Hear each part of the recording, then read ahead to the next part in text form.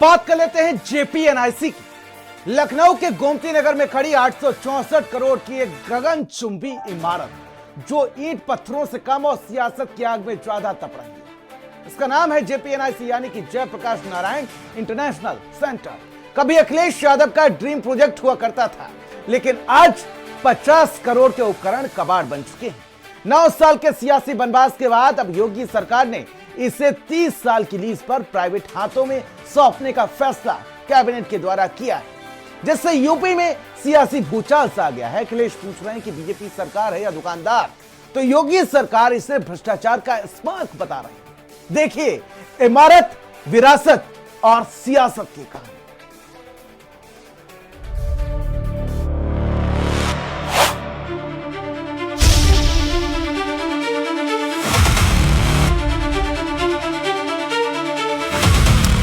JPNIC यानी कि Jayaprakash Narayan international centre UP की सियासत में इन दिनों एक इमारत गूंज रही है। एक ऐसी इमारत जो ईंट, गारे और पत्थरों से ज्यादा सियासत की आग से तप रही है। लखनऊ में है एक JPNIC Jayaprakash Narayan international centre. याद करिए, जेपीएनआईसी सेंटर जो बनना था लखनऊ में, इसकी लागत थी मात्र 200 करोड़ और 2017 मार्च तक 860 करोड़ खर्च हो गया और अभी तक पूरा नहीं हो पाया था। कभी यह इमारत समाजवादी पार्टी के मुखिया अखिलेश यादव का सबसे बड़ा ड्रीम प्रोजेक्ट थी। एक ऐसा विश्व स्तरीय कन्वेंशन सेंटर जिसे देखकर बड़े बड़े हैबिटेट सेंटर भी शर्मा जाएं।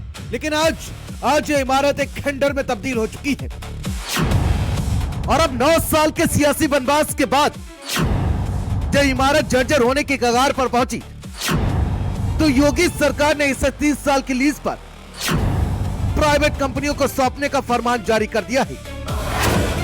सालाना रेंट 6 करोड़ रुपए, हर साल 5% की बढ़ोतरी के साथ कुल राजस्व 30 साल में 800 करोड़ से ज्यादा। निजी कंपनियों में वृंदावन वॉल्टलर्स और रॉकवुड होटल्स को कैबिनेट के प्रस्ताव पर सौंपने को मंजूरी दे दी गई है। शर्त 200 से 250 करोड़ का बाकी बचा काम कंपनियां खुद पूरा करेंगी। अखिलेश यादव का ड्रीम प्रोजेक्ट जेपीएनआईसी लगभग 8 से 9 वर्षों से बंद पड़ा है, जिसको अब योगी कैबिनेट बैठक में इसके संचालन की हरी झंडी दे दी गई है।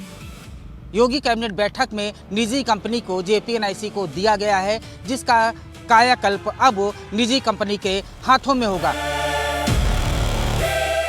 जैसे ही खबर बाहर आई, यूपी की राजनीति में सियासी भूचाल आ गया। अखिलेश यादव ने सीधे सरकार पर वार करते हुए कहा, बीजेपी सरकार है या कोई दुकानदार, अब बस सरकार को ठेके पर देना ही बचा है। चलिए इस इमारत का इतिहास भी आपको बता देते हैं। वो साल था 2013 का।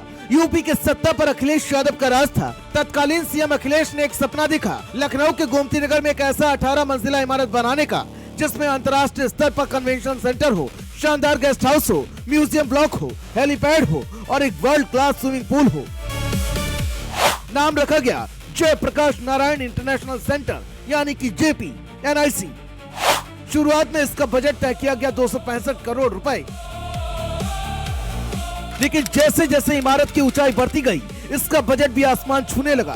2014 में 350 करोड़, 2015 में 142 करोड़ और 2016 में 107 करोड़ और बढ़ा दिया गया। अंततः लागत पहुंच गई 864 करोड़ 99 लाख रुपए। 2017 में जब समाजवादी पार्टी की विदाई का वक्त आया तो अखिलेश यादव ने आनन फानन में इस आधी अधूरी इमारत का उद्घाटन कर दिया, लेकिन शायद इस इमारत की तकदीर में चमकना नहीं सिसकना लिखा था। हर साल 11 अक्टूबर लोकनायक जयप्रकाश नारायण की जयंती, अखिलेश यादव जेपी की भव्य मूर्ति पर माल्यार्पण करने के लिए जेपीएनआईसी पहुंचते हैं, लेकिन प्रशासन सुरक्षा और जांच का हवाला देकर गेट सील कर देता है। और फिर देश ने वो तस्वीरें भी देखी थी जिन्होंने यूपी की राजनीति में आग लगा दी थी। सूबे के पूर्व मुख्यमंत्री जेड प्लस सुरक्षा घेरे के बीच एक इमारत की दीवार फांदकर टीम की चादरों के ऊपर से कूदकर अंदर घुसते हैं कि इनके लूट का, इनके भ्रष्टाचार को उजागर करने वाला, याद करिए 200 करोड़ का कोई कार्य 860 करोड़ खर्च हो जाए और तब भी पूरा न हो। वहीं सीएम योगी आदित्यनाथ ने मोर्चा संभालते हुए जेपीएनआईसी को भ्रष्टाचार के स्मारक करार दिया।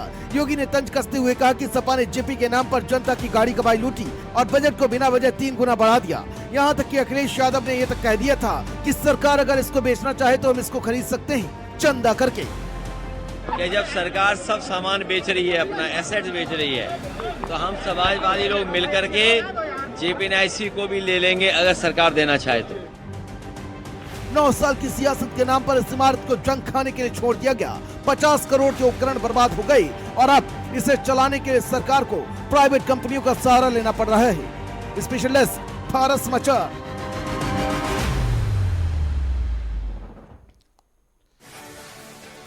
और अब बात कर लेते हैं